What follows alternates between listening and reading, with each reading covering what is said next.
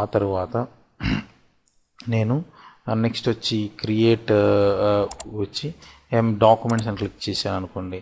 ఇప్పుడు MS word document నాకు open అవుతుంది. సో ఇందులో సేమ్ వర్డ్ ఎంఎస్ వర్డ్ లాగానే ఉంటుంది. సో ఇందులో మీకు కావాల్సినవన్నీ ఎంటర్ చేసుకోవచ్చు. ఇంకా ఇది మల్టిపుల్ లాంగ్వేజెస్ని కూడా సపోర్ట్ చేస్తుంది. మీరు ఇంగ్లీష్లో, తెలుగులో, రకరకాల భాషల్లో కూడా ఇందులో మీకు కావాల్సిన కాంటెంట్స్ టైప్ చేసుకోవచ్చు. నెక్స్ట్ ఇందులో మరోది ఏం చెప్పాను మీకు, క్రియేట్ ప్రజెంటేషన్ దగ్గరకు వచ్చినప్పుడు పీపీటీ ప్రజెంటేషన్స్, మీరు ఏదైనా కొత్త ప్రజెంటేషన్ చేయాలి, దాని ఇంటర్నెట్లో అలానే అందరికీ మీరు దాన్ని షో చేయాలనుకుంటే ప్రజెంటేషన్స్ ఉపయోగించవచ్చు. రెండోది మీకు కావాల్సినటువంటి ప్రజెంటేషన్ టెంప్లెట్స్ కూడా మీకు ఇక్కడ అవైలబిలిటీలో ఉన్నాయి. ఆ టెంప్లెట్స్ తీసుకొని మీకు కావాల్సిన ప్రజెంటేషన్స్ని మీరు కేవలం జస్ట్ లైక్ మన పవర్ పాయింట్ ప్రజెంటేషన్స్ చేసినట్టుగా చేయవచ్చు. సో అదేవిధంగా స్ప్రెడ్ షీట్ని కూడా చూపిస్తున్నాను మీ కొరకు. సో సేమ్ ఎక్సెల్ షీట్ లాగానే ఓపెన్ అయింది, చూసారా? దీన్ని స్ప్రెడ్ షీట్ అంటారు.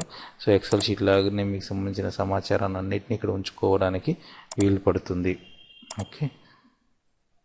సో ఆ తర్వాత మళ్ళీ create next forms and drawing అన్నప్పుడు డ్రాయింగ్ చూద్దాము. డ్రాయింగ్ అంటే సేమ్ మన పెయింట్ బ్రష్ లాంటిదే, బట్ మీరు దీనికి గూగుల్లోనే దీన్ని ఉపయోగించుకోవచ్చు.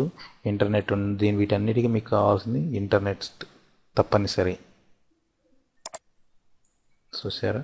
సో మీరు ఇందులో మీకు కావాల్సిన బొమ్మలు, మీకు కావాల్సిన ఇమేజెస్, మీకు ఎలా కావాలంటే అలాంటి వాటిని అన్నిటిని మీరు ఇందులో రూపొందించుకోవచ్చు. ఉదాహరణకు షేప్స్ ఉన్నాయి, ఎన్నో షేప్స్ ఉన్నాయి మీకు. సో ఈ విధంగా షేప్స్ గీసుకోవచ్చు. అదేవిధంగా మీకు లైన్స్ గీసుకోవచ్చు. అదేవిధంగా మీకు ఈ షేప్స్లో కలెక్షన్స్, రకరకాల షేప్స్ ఉన్నాయి మీకు, ఇలా షేప్స్ గీసుకోవచ్చు.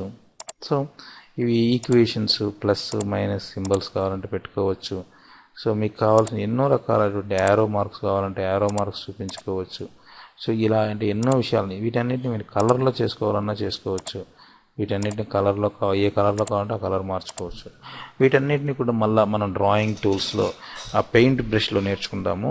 మైక్రోసాఫ్ట్ పెయింట్లో సేమ్ అదే కాన్సెప్ట్స్ వీటన్నిటికీ వర్తిస్తాయి. సో కాకపోతే అది గూగుల్లో బ్రౌజర్లో కూడా ఆ యాక్టివిటీస్ మనం చేసుకోవడానికి మనకు సపోర్ట్ చేస్తుంది.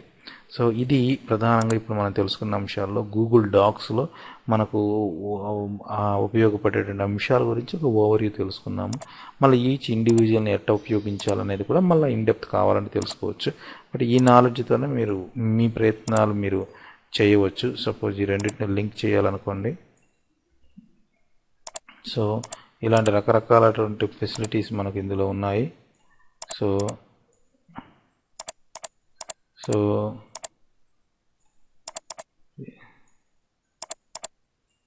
ఇలాంటి ఫెసిలిటీస్ మనకి ఎన్నో దీంట్లో ఉన్నాయి. బట్ డ్రాయింగ్ టూల్స్కి వచ్చినప్పుడు ఇందులోనే కావు, నేను చాలా విషయాలు మీకు నేను భవిష్యత్తులో డిస్కస్ చేయబోతాను. ఒక అద్భుతమైనటువంటి టూల్ ఇంటర్నెట్లో ఉంది, దాని పేరు క్యాకు, CACOO క్యాకు అనే ఒక టూల్ ఉంటుంది.